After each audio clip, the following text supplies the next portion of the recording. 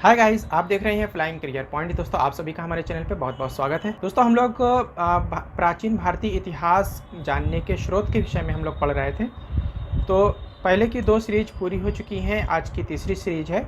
और इसमें हम लोग अभी तक पिछले जो विदेशी यात्री रहे हैं उनका जो वृत्तांत रहा है, जो उनका विवरण रहा है, उन्होंने जो कुछ भी देखा उसके विषय में हम लोगों ने जाना था, जिसमें यूनानी यात्री थे, चीनी यात्री थे, अरबी यात्री थे और कुछ अन्य जो है अलग अलग देशों से, कुछ छुटपुट में भी और भी जो है इधर उधर से आए थे जो कि विदेशी यात्री रहे हैं।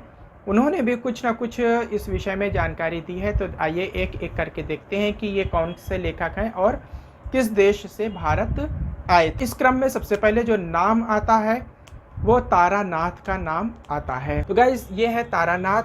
ये एक तिब्बती बौद्ध लेखक रहे हैं और ये जो है ये आए थे, या इन्होंने जो लिखा है ये 12वीं शताब्दी के लेखक रहे हैं या 12वीं शताब्दी के यात्री रहे हैं, जिन्होंने 12वीं शताब्दी के विषय में जो कुछ भी देखा, जो कुछ भी जाना, उसके विषय में इन्होंने एक पुस्तक के रूप में अपने सारी चीज़ें लिखी हैं। इनकी जो पुस्तक का नाम है वो है कंग्यूर और तंग्यूर। ये जो है ये 2 पुस्तकें रही हैं तारानाथ की, जो कि तिब्बती बौद्ध लेखक रहे हैं, तिब्बती यात्री रहे हैं। कंग्यूर और तंग्यूर, ये बहुत आता है क्वेश्चन, ये यात्री कहाँ के रहे हैं, कंग्यूर इनके नाम क्या था, नाम दे देगा तो पुस्तक का नाम पूछ लेगा। तो कंग्यूर और तंग्यूर, इसके लेखक कौन रहे हैं? तारानाथ, कंग्यूर और तंग्यूर। तो ये आप लोग याद रखिएगा। गाइज, इसी क्रम में अगला नाम आता है मार्को पोलो का। मार्को पोलो ये एक वेनिस का यात्री रहा है, जो कि ये 13वीं शताब्दी में भारत आया था। ये एक वेनिस का प्रसिद्ध यात्री था। इसने पूरे विश्व की यात्रा किया था और ये 13वीं सदी में के अंत में भारत के पांड्य देश में आया था। ये याद रखिएगा, भारत के पांड्य देश की इसने यात्रा किया था। इसकी पुस्तक इसने अपनी पुस्तक में लिखा है कि भारतीय अपना बहुत सा पैसा घोड़ों की खरीद में बर्बाद कर देते हैं या बेकार कर देते हैं। इसके बाद है 1400 BC के अभिलेख भोगज कोई एशिया माइनर से प्राप्त हुए हैं। ये भोगज कोई यानी कि एशिया माइनर से जो अभिलेख प्राप्त हुए हैं, इसमें वैदिक देवता इंद्र, मित्र, वरुण, नासत्य की जानकारी अश्विनी कुमार के नाम से प्राप्त होती है या मिलती है। इसके बाद मध्य भारत में भागवत धर्म विकसित होने का प्रमाण यवन राजदूत हेलियोडोरस के वेश नगर, जिसे अब विदिशा कहा जाता है, यानी कि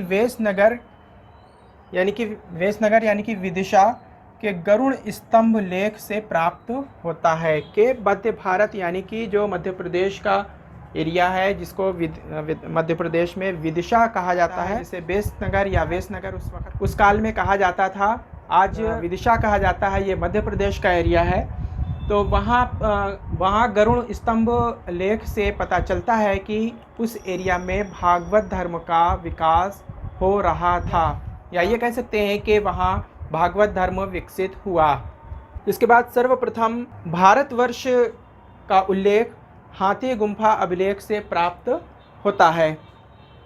नेक्स्ट है दुर्भिक्ष, यानी कि सर्वप्रथम जो दुर्भिक्ष भारत में का उल्लेख मिलता है। सर्वप्रथम दुर्भिक्ष के विषय में जो पता चलता है, दुर्भिक्ष कहते हैं जो सूखा पड़ जाता है, जब वर्षा नहीं होती है लंबे समय तक और किसी खास एरिया में, किसी विशेष एरिया में जब सूखा पड़ जाता है तो उसे दुर्भिक्ष कहा जाता है।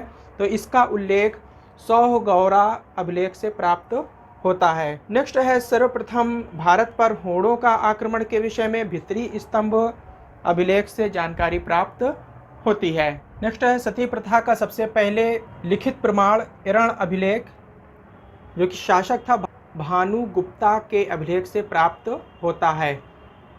तो ये कौन सा अभिलेख रहा है? ये एरण अभिलेख रहा है, ये याद रखिएगा। सती प्रथा का सबसे पहले जो साक्ष्य प्राप्त होता है वो भानुगुप्ता के एरण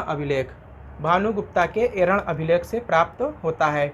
रेशम बुनकरों के विषय में जो जानकारी सबसे पहले प्राप्त होती है, ये मंदसौर अभिलेख है, जो कि मंदसौर मध्य प्रदेश में पड़ता है। तो मध्य प्रदेश के मंदसौर अभिलेख मंदसौर से प्राप्त, मंदसौर अभिलेख से सबसे पहले प्राप्त होता है, ये जानकारी मिलती है रेशम बुनकरों के विषय में। इसके बाद है अभिलेखों के अध्ययन को एपिग्राफी कहा जाता है। नेक्स्ट है गाइस, कश्मीर के नवपाषाणिक स्थल बुर्जहोम से गर्तावास, जिसे अंडरग्राउंड कहा जाता है, गर्तावास, गड्ढे के अंदर बनाया जाने वाला घर गर्तावास कहा जाता था, का साक्ष्य मिलता है बुर्जहोम से, और इसमें उतरने के लिए सीढ़ियाँ भी होती थीं। इसके बाद प्राचीनतम सिक्कों की बारी आती है। तो प्राचीनतम सिक्कों को आहत सिक्का भी कहा जाता था, जिन्हें पंचमार्क सिक्का भी कहते थे। पंचमार्क सिक्कों का मतलब ये होता था कि उस समय लोहा को या किसी भी मेटल को ढाल करके सिक्के बनाने की कोई विधि आविष्कृत नहीं हुई थी। तो जो भी मेटल होता था उसको पीट करके और उसमें पीट करके आकृति बनाई जाती थी, पीट करके सिक्का को गोला रूप दिया जाता था और उसके बाद उसमें आकृति पंच मार करके या उसमें पीट करके उसमें आकृति बनाई जाती थी। तो इस प्रकार से उसे आहत सिक्का या पंचमार्क सिक्का कहा जाता है। साहित्य में इन्हीं आहत सिक्कों को या पंचमार्क सिक्कों को करशापण कहा जाता है। करशापण, ये आप लोग याद रखिएगा कि इन्हीं सिक्कों को, जो आहत सिक्का जिसको कहते हैं या पंचमार्क सिक्का जिसको कहा जाता है, इन्हीं को जो बाद में हमको बहुत सारे साहित्य प्राप्त हुए हैं, उन साहित्य में इसे करशापण कहते हैं। अधिकांश इस तरीके के जो सिक्के रहे हैं वो चांदी के रहे हैं, लेकिन तांबे के भी ऐसे बहुत से सिक्के प्राप्त हुए हैं। अधिकांश रूप में चांदी के आहत सिक्के प्राप्त हुए हैं, लेकिन तांबे के भी काफ़ी सिक्के प्राप्त हुए हैं। सिक्कों के अध्ययन को न्यूमिस्मेटिक्स कहा जाता है, जिसे मुद्रा शास्त्र कहते हैं। अलग अलग ठप्पा मारने के कारण इन्हें पंच या आहत, उसमें आहत सिक्के पंच या आहत कहा जाता है, जिसे ऐसे पंच मार करके या आहत करके उन्हें पीट करके उसमें प्रतीक चिन्ह बनाया जाता था। भारत में सर्वप्रथम सोने के सिक्के इंडो ग्रीक यानी कि हिंद यवन के हो जाता है, यानी कि जो यूनानी आए थे इंडो ग्रीक के नाम से जिन्हें जाना जाता है, या हिंद यवन जिनको कहते हैं, इन्होंने सर्वप्रथम सोने के सिक्के ढालना शुरू किया था। उससे पहले चांदी और तांबे के सिक्के प्राप्त हुए हैं, लेकिन जब इंडो ग्रीक बाद में आए तो इन्होंने सोने के सिक्कों का प्रचलन शुरू किया। इनके द्वारा 40 से अधिक सिक्के चलाए जाने का पता चलता है। नेक्स्ट है, सबसे पहले सिक्कों पर लिखने का जो चलन रहा है वो हिंद यवन यानी इंडो ग्रीक के द्वारा शुरू किया गया था। लिखने का चलन, सिक्कों पर इससे पहले लिखने का चलन नहीं था। फूल पत्तियाँ आदि या पेड़ पौधे वगैरह बनाए जाते थे, लेकिन लिखने का चलन नहीं था। लिखने का चलन किसने किया था? हिंद यवन, या जिन्हें इंडो ग्रीक कहते हैं, जो यूनानी भारत आए थे, इनको इंडो ग्रीक या हिंद यवन कहा जाता है, इनके द्वारा यह शुरू किया गया था। फिर इसके बाद है समुद्रगुप्त की वीणा बजाती हुई मुद्रा से उसके संगीत प्रेमी होने का पता चलता है। एक समुद्रगुप्त की वीणा बजाती हुई एक मुद्रा पाई गई है, सिक्के पाए गए हैं, जिससे पता चलता है कि वो जो समुद्रगुप्त था वो संगीत प्रेमी था। इसके बाद अरिकामेडु, जो कि पुदुचेरी आज कहा जाता है, से रोमन सिक्के प्राप्त हुए हैं। सबसे पहले भारत के विषय में, जिसे वर्मा है, वर्मा देश, जिसे स्वर्ण भूमि या म्यांमार कहा जाता है, से मिलता है।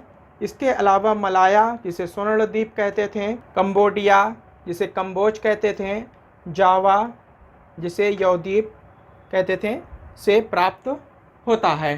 तो इस प्रकार से ये सारे, तो गाइस इस प्रकार से ये प्राचीन भारतीय इतिहास को जानने के स्रोत के क्रम में ये इतनी मुख्य जानकारियाँ रही हैं। इसके अलावा अगर कोई जानकारी और प्राप्त होती है तो हम अगले वीडियो में ऐड कर देंगे, वरना आगे का चैप्टर हम शुरू करेंगे। तो ये मुख्य जानकारी रही है। इतना अगर आप लोग पढ़ लेते हैं तो आपका एक अच्छा खासा बेस तैयार हो जाएगा।